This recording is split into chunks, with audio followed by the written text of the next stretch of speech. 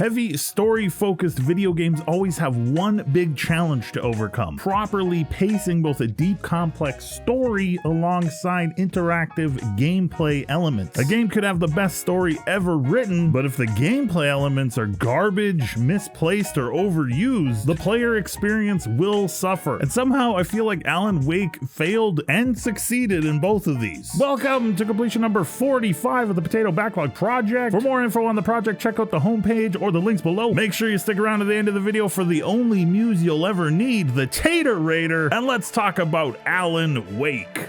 Originally released in 2010 for the Xbox 360, to get the experience out there for more people on more platforms, AlanWake received the remaster treatment in 2021, which seemed to be in anticipation of the upcoming sequel AlanWake 2, which did release in 2023. I own the digital 360 version and I played it on Xbox Series S. Even though it's an older game with some dated graphics, all in all everything looked and played pretty well. I don't feel like my experience was hindered playing the original version over the remaster, unless there were entire sections repaced or moved around. Let me know in the comments if that's the case, but for backlog purposes, this is the version I own, so this is the version I played. So pacing, let's talk about it in the context of storytelling and gameplay. It is an incredibly difficult thing for developers to get both of these things right, to really nail the entire package. Usually one or the other suffers, the story or the gameplay, and in lots of cases both when not married together properly. This is usually why most games will have light story elements there to justify characters, setting, and what you're doing in the game, and then all the rest of the development energy is put into the core gameplay itself. We do have the opposite end, heavy on story with very light gameplay interaction, almost like an interactive storybook. I'm thinking of games like Heavy Rain. Think of it as two extreme ends, and the majority of games trying to fit somewhere in between, depending on the strongest part of their game during development. There are obviously games out there that put both together very well. I just wanted to point out that it is a very difficult thing to do. AlanWake tries to do both, and that's what hurts the end experience in my eyes. The story here is great, it's creepy, it's interesting, it pulls you in, it holds you as it builds the world and introduces you to it. It's split into 6 episodes that work almost like a TV show. You get a recap of previous episodes when you start the next, and each kind of has its own little arc to work through before moving on to the next episode. Without spoiling too much, you are AlanWake, a writer who takes a vacation and spooky stuff happens. And it's up to you to figure out the mysteries of what is unfolding in this quiet mountain town. The biggest issue I had with the gameplay was the variety, what you were doing. It was the same thing almost every time you got control of your character. It works for the first 2 episodes, but by the 3rd episode, everything starts to suffer from overuse. The spooky setting, the mood, the ambiance of the entire story, all of the setup gets wasted as it bogs you down with repetition each time you're in control of Alan. Episode 3 for me hurt the game the most, and the missteps were where the gameplay was interjected. There's a stretch where it just keeps going on, and for no reason. It's not serving the story, and it wasn't fun to play through. It was lengthy repetition of getting from point A to point B, at times with nothing to do but run. A game like this works through the emotional experience you are taking the player on. If you stall out too long, you lose the player. It's a fine line to walk while trying to piece together an exciting or interesting interactive narrative. Developers need to remember you can have incredibly emotionally things happening through cutscenes or even gameplay moments, but if the follow-up is having them do something unrelated, boring, or inconsequential, it sours everything that came before, and it just hurts anything you might be trying to set up moving forward. The game gets itself back on track in episode 4, and I seriously thought it was pretty much over by the time we hit episode 5. It felt like everything was buttoning up, and there were some very intense moments story-wise and gameplay-wise in episode 5. Then episode 6 hits. Outside of the last 5 minutes, it's the biggest waste of time in the entire game. They could have cut a ton of it out, if not all of it, and just tacked it on to episode 5 to finish really strong. There is a section where you get in a car and you drive for what feels like forever. You're just driving, and then you stop, you get out of the car, get into another car, and then you keep driving. Just an entirely unneeded waste of time, especially near the end of the game like that. The entire 6th episode gameplay-wise could have been a 30-second cutscene and been much more effective. The game's conclusion story-wise was satisfying for me though. They wrap up most of the threads. I still don't know what's real and what wasn't, which I think is awesome, and I find myself thinking about it and all the little things that happen and all the little clues along the way, which is pretty cool and the sign of a pretty well-written story. As a video game though, the developer needs to understand what they had gameplay-wise and place those sections more strategically, as they did for the first 2 episodes, or add a little more variety to the gameplay they did have. Lots of it felt like it was there to pad out time on a great story.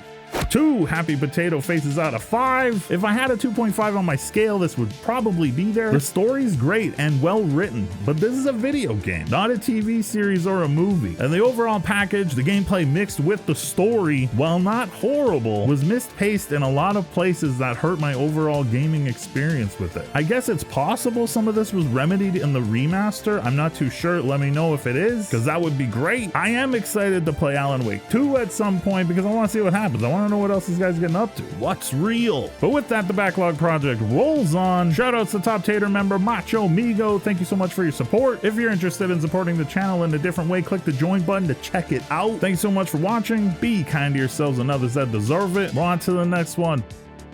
There's only so many times you can flash a scary old lady's face and their name. There's only so many times you can flash an old lady's face. Wait, flash an old lady? Hey, here we go. Here we go. Here we go. Here we go. Here we go again. Heavy story somethings.